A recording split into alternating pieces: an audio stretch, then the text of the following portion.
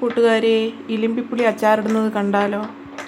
കുറച്ച് ഇലിമ്പിപ്പുളി പറിച്ചു കൊണ്ടുവന്ന് അത് നന്നായി കഴുകി വൃത്തിയാക്കി അരിഞ്ഞെടുത്ത് അതിൽ ആദ്യം ഉപ്പ് പുരട്ടി വയ്ക്കണം. അതിനുശേഷം ഒരു പാൻ അടുപ്പത്ത് വെച്ച് ഞാൻ വെളിച്ചെണ്ണ ഒഴിച്ചാണ് അച്ചാറിടുന്നത്. ആദ്യം കടുകിട്ടു. അതിനുശേഷം അതിലേക്ക് കായത്തിൻ്റെ കട്ട ഇട്ട് കൊടുക്കും. കായത്തിൻ്റെ പൊടി ഇവിടെ ഇല്ല, അതുകൊണ്ട് കട്ടയാണ് യൂസ് ചെയ്യുന്നത്. അത് എണ്ണയിൽ മൂത്ത് കഴിയുമ്പോൾ നമ്മളതെടുത്ത് പൊടിച്ച് ചേർക്കും.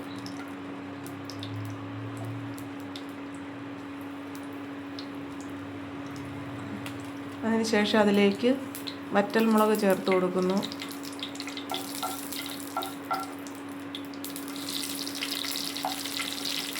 വറ്റൽമുളക് ഒന്ന് ചെറിയ മൂപ്പായി വരുമ്പോൾ അതിനകത്തേക്ക് കറിവേപ്പില ചേർക്കുന്നു.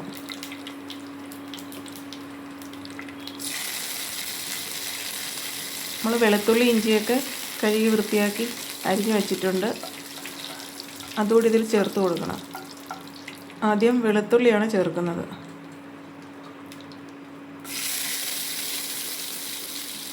വെളുത്തുള്ളിയുടെ പച്ചമണം ഒന്ന് മാറിക്കഴിയുമ്പോൾ നമ്മളതിലേക്ക് ഇഞ്ചി കൂടെ ചേർക്കുന്നു.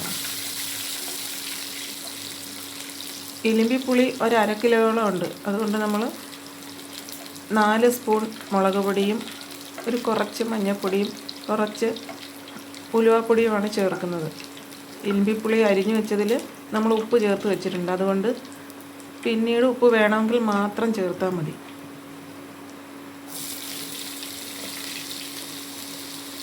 ഇഞ്ചി ചേർത്തിട്ടുണ്ട്. അത് മൂത്ത് വരുമ്പോൾ നമ്മൾ എടുത്ത് വെച്ചിരിക്കുന്ന പൊടികൾ അതിലേക്ക് ചേർത്ത് കൊടുക്കണം. പൊടിയൊന്ന് മൂപ്പായതിന് ശേഷമാണ് നമ്മൾ ഇലിമ്പിപ്പുളി അതിലേക്ക് ഇട്ട് കൊടുക്കുന്നത്.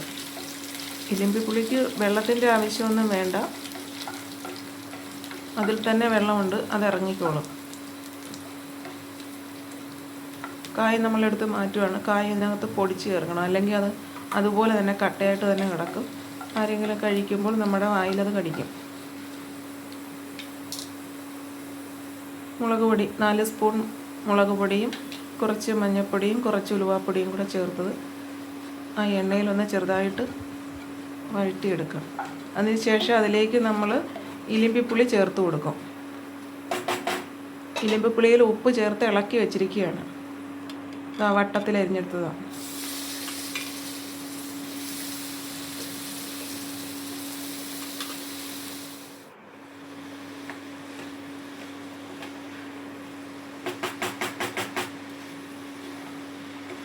അതിനുശേഷം അത് നന്നായി ഇളക്കിയെടുക്കണം.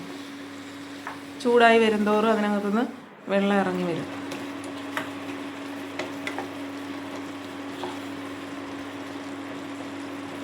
കൊണ്ട് തിളച്ചപ്പോഴത്തേനും നന്നായി വെള്ളമായിട്ടുണ്ട്. അധികം തിളയ്ക്കണ്ട, ഒന്ന് ചെറിയ തിള മതി. അപ്പോഴത്തേക്കും നമുക്കത് ഓഫ് ചെയ്തെടുക്കാം, അല്ലെങ്കിൽ അത് വെന്ത് കുഴഞ്ഞു പോകും.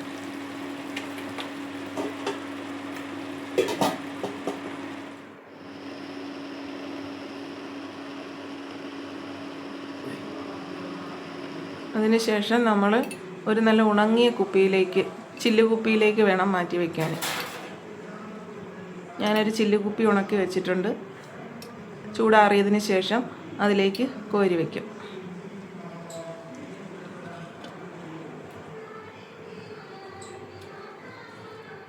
ഇത് കാശ്മീരി മുളക് പൊടി ആയതുകൊണ്ട് ആണ് ഈ കളറ്.